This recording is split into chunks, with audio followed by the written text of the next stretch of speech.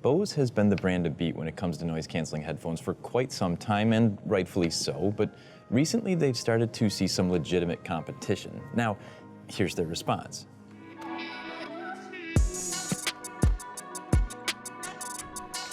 Hi, I'm Carl with Apt, and in this video we're going to be giving you a closer look at the Bose NC700 noise canceling headphones.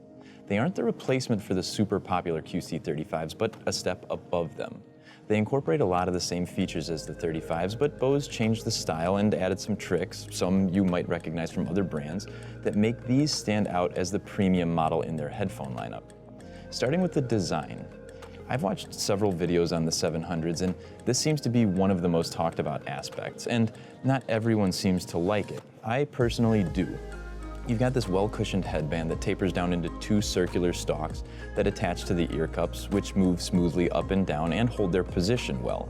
And they rotate, but they don't fold up quite as compact as the QC35s, but they still fit nicely into this updated carrying case with a little magnetic door to hold the charging cable and the headphone wire.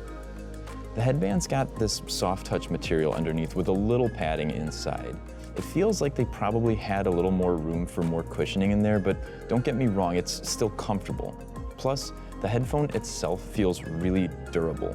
You can bend it all around and it never feels like it's gonna snap. As you get down to the ear cups, you're gonna get some very soft leather-ish type material, which to me at least seem to get hot a little quicker than the ear cups on the QC35s. Otherwise, I'd say these are even more comfortable than the QC35s, which I like a lot, even though these are a little heavier at almost 9 ounces. As far as the controls go, you get the best of both worlds here. There's 2 buttons on the right ear cup, one's for power and Bluetooth pairing, and the other is for the voice assistant feature, which thankfully can be mapped to work with Google, Alexa, or a third assistant like Bixby. On the left ear cup, you get a single button that can be used to turn on the external mics to kind of hear what's going on around you with a long press, or with short presses, it'll actually cycle between 3 noise canceling levels of your choosing, which you can set in the Bose Music app. Now, moving back to the right ear cup, you also get touch controls. These are gonna allow you to play and pause, skip and rewind, change the volume, answer a call, and check the remaining battery life. So you can do pretty much all you'd ever need to do with these right on the headphones themselves. The 2 other things to note on the ear cups are, 1, it's a USB Type-C charging port, and 2, there's a 2.5mm analog input if you want to hardwire these, but the other side of that cable is 3.5mm. This is the same thing they do in the QC35s, and I don't really get it, but that's Bose. Battery life on these is still really good at about 20 hours on a full charge, which does take about 2.5 hours, and they made a little improvement that I think could make a big difference to some people. On the QC35s, a 15-minute charge gets you up to about 2.5 hours of use. On the 700s, that same 15-minute charge gets you about 3.5 hours. So if you're in a rush, you get a little more breathing room with the 700s on a short charge. Plus, these also work with the Bose Music app versus the QC35s, which work on the Bose Connect app. I personally like the Music app better. I just hope that someday you'll be able to use all your connected Bose products from a single app. The interface is well laid out, so any changes you want to make are done really easily. Of course, having a great design and app are only part of the equation. The most important parts of headphones like these are the noise canceling abilities and the audio quality. Now, as far as noise canceling is concerned, these are the best I've ever tried on. With those 10 levels to choose from, you can really fine-tune how much ambient sound you're canceling out.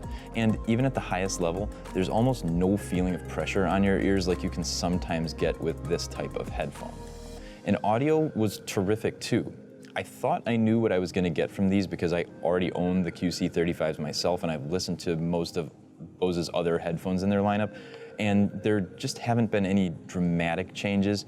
But these really do sound better. The bass was surprisingly full and deep, which really brought out the mids and highs.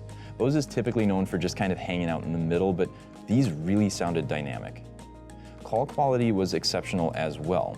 People could hear me clearly even if I was in a loud area, and I had no problem at all hearing them. All in all, this is a well thought out pair of headphones deserving of the label premium. The fit and finish are in line with headphones that cost twice as much. The sound quality was far better than I expected it to be, and noise canceling worked better than any other headphones I've ever tried on. So If you're in the market for a new pair of noise canceling headphones and you've got a little bit of a budget to play around with, don't buy anything until you try these out. As always, we appreciate you checking out our video. If you liked it, be sure to leave a thumbs up and subscribe so you get updates whenever we upload new content. Thanks a lot, and we'll see you in the next one.